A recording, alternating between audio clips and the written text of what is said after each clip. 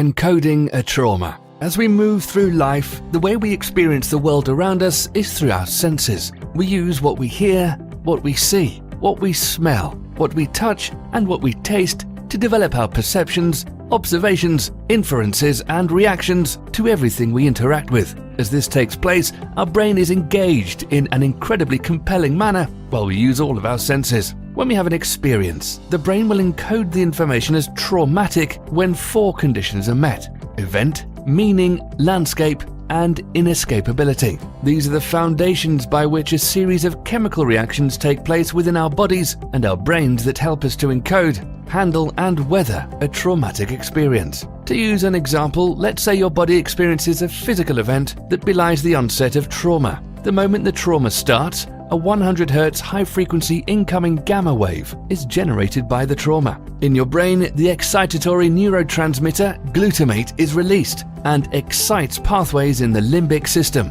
including helping to activate chemical responses in neurons in the amygdala. In particular, specific glutamate receptors called AMPA receptors are activated, and the following neurochemicals are also released: dopamine, cortisol, and noradrenaline. In addition, your AMPA receptors are phosphorylated by a chemical similar to PKM-zeta. This PKM-zeta-like chemical has a profound impact on how we react and encode traumatic experiences. As a phosphokinase, the PKM-zeta-like chemical affects the potentiation of our AMPA receptors on the surface of our postsynaptic neurons in the lateral amygdala. This heightens our senses and reactions of fight, flight, fear, or defensive rage. The actual glue that anchors AMPA receptors to the surface of neurons is a phosphate. PKM-zeta-like enzyme phosphorylates the AMPA reactors, empowering them to aid our brains as we experience trauma and to help protect us in future similar situations. The brain stores all kinds of information about a traumatic event, including the threatening content,